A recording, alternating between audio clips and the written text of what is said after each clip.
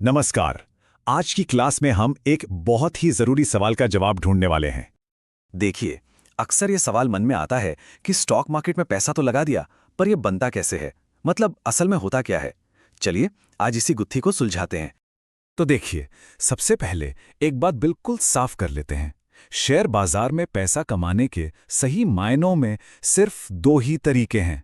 जी हाँ, सिर्फ दो। बाकी सब बातें ना, वो या तो गलतफहमियां हैं या फिर बस झूठी उम्मीदें। और ये दो रास्ते कौन से हैं?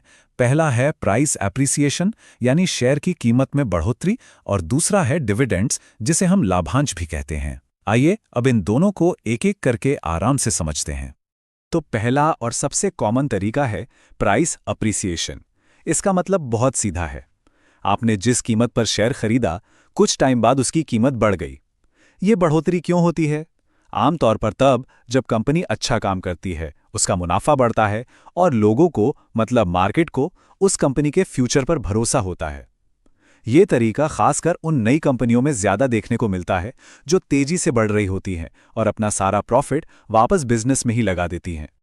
इसको समझने का सबसे आसान फॉर्मूला एक पुरानी कहावत में छिपा है, सस्ता खरीदो और महंगा बेचो। बस यही शेयर बाजार से मुनाफा कमाने का सबसे बेसिक सिद्धांत है।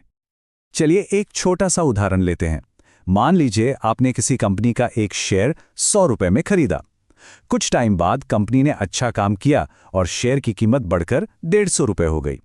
अब जब आप उसे बेचेंगे तो आपको सीधे सीधे 50 रुपए का मुनाफा हुआ। कीमत का यही जो अंतर है, वही आपका प्रॉफिट है। अच्छा, अब आते हैं दूसरे तरीके पर, और वो है डिविडेंड। देखिए, जब कोई कंपनी मुनाफा कमाती है ना, तो उसके पास दो ऑप्शन होते हैं। या तो सारा पैसा वापस बिजनेस में लगा दे, या फिर उस मुनाफे का एक छोटा सा हिस्सा अपने शेयर होल्डर्स में बांट दें। तो बस मुनाफे का यही हिस्सा डिविडेंड कहलाता है। ये एक तरह से कंपनी की तरफ से अपने मालिकों यानी शेयर होल्डर्स के लिए एक इनाम है। इसका हिसाब लगाना भी बहुत आसान है। मान लीजिए आपके पास किसी कंपनी के 100 शेयर्स हैं और वो कंपनी हर शेयर पर 10 रुपए का डिविडेंड दे रही है। तो 100 गुना 10 यानी आपको सीधे 1000 रुपए मिलेंगे। और मजे की बात यह है कि ये पैसा शेयर की कीमत से बिल्कुल अलग होता है और सीधा आपके बैंक अकाउंट में आता है। तो अब तक हमने पैसे बनाने के दो तरीके तो देख लिए हैं, लेकिन एक ऐसी चीज है जो इन दोनों तरीकों को और भी ज्यादा पावरफुल बना देती है, और वो है कंपाउंडिंग की ताकत। कुछ लोग तो इसे बाजार का 8वां अजूबा या जादुई फॉर्मूला भी कहते हैं। तो ये कंपाउंडिंग है क्या? आसान भाषा में इसका मतलब है पैसे से पैसा बनाना। सोचिए, आपने जो भी प्रॉफिट कमाया, चाहे वो प्राइस बढ़ने से हो या डिविडेंड से, उसे खर्च करने के बजाय वापस उसी में लगा दिया। अब क्या होगा? अब आपका असली पैसा तो कमा ही रहा है, साथ में आपका कमाया हुआ मुनाफा भी आपके लिए और मुनाफा कमाने लग गया है। इसी को कहते हैं कमाई पर कमाई। और इसका असर कमाल का होता है। अगर आप मुनाफे को बार बार नहीं लगाते तो आपकी ग्रोथ एक सीधी लाइन में चलती है, लेकिन जैसे ही आप मुनाफे को फिर से इन्वेस्ट करना शुरू करते हैं, आपकी ग्रोथ तेजी से ऊपर भागने लगती है। यही वजह है कि एक्सपर्ट्स हमेशा कहते हैं कि लंबे समय तक इन्वेस्टेड रहना इतना फायदेमंद क्यों होता है। पैसा कैसे बनता है ये जानना तो एक बात है, पर उसे बनाने के लिए जो सही सोच चाहिए वो रखना उससे भी कहीं ज्यादा जरूरी है। तो चलिए अब जरा धैर्य और समझदारी के नियमों पर भी बात कर लेते हैं। यहां एक बहुत जरूरी फर्क समझना होगा।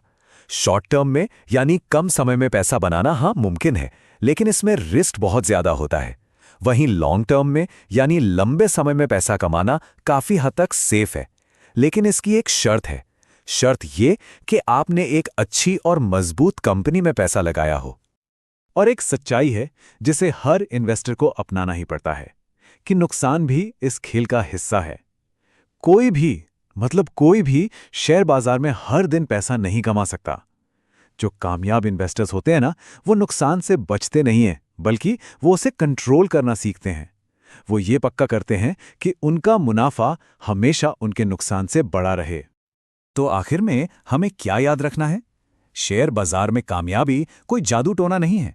ये 3 चीजों का संगम है: नॉलेज, पेशेंस और डिसिप्लिन। यानी सही कंपनियों को पहचानने का ज्ञान, उन्हें बढ़ने का समय देने का धैर्य और अपनी बनाई हुई स्ट्रैटेजी पर टिके रहने का अनुशासन। उम्मीद है अब आपको ये अच्छे से समझ आ गया होगा कि शेयर बाजार में पैसा असल में बनता कैसे है। अगली क्लास में हम जानेंगे कि हमारा इंडियन स्टॉक मार्केट काम कैसे करता है और ये NSE, BSE और सेबी जैसी संस्थाएं क्या करती हैं। तो सीखते रहिए। धन्यवाद।